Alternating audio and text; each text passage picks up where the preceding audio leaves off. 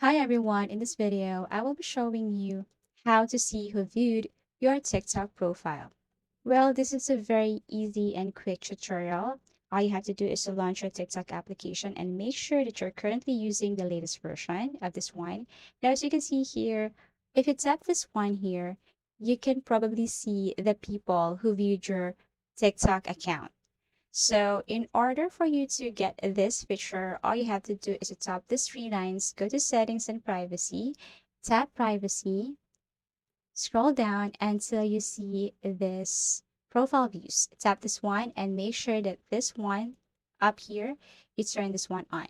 Okay, you can also turn this one off if you don't want any information about those people who viewed your profile. But if you want to know those who viewed your profile, you have to toggle that one on. And if you tap this one here, you can see the people who viewed your profile account. So that's how easy it is to see who viewed your TikTok profile.